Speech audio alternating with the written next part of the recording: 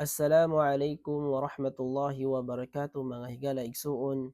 Aniya na pud kita karon sa ato ang programa nga Ramadan series ug another day, another hadith.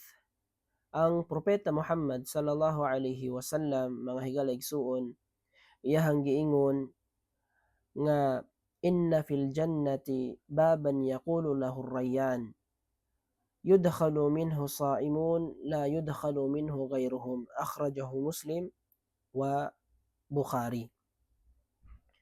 Mga higala igsuon, sa duol nga pagkahubad, ang propeta Muhammad sallallahu alaihi wasallam iyahang giingon sa pagkatinuod, inna fil jannati baban yaqulu lahu rayyan. Sa pagkatinuod nga sa paraiso adunay usa ka pultahan nga ang pangalan Rayyan. Ang pangalan niya Rayyan.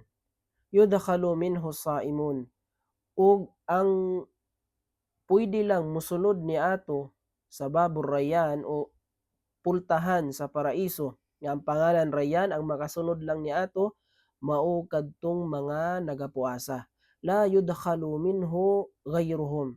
Allahu akbar. Walay makasulod niadto bisan kinsa gawas na lamang sa kadtong mga nagapuasa. Diri pa lang sa dunya, diri pa lang sa kalibutan siya nagapuasa, puasa siya og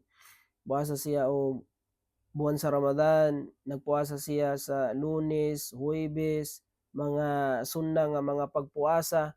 Allahu Akbar. Ang reward niya sama sa giingon ni Propeta Muhammad sallallahu alaihi wasallam, pasudlon siya didto sa paraiso nga ang pultahan babor Rayyan. Ang pangalan Rayyan nga ang makasunod lamang kadtong mga nagapuasa. Ug ari na lang taman. Assalamu alaikum warahmatullahi wabarakatuh.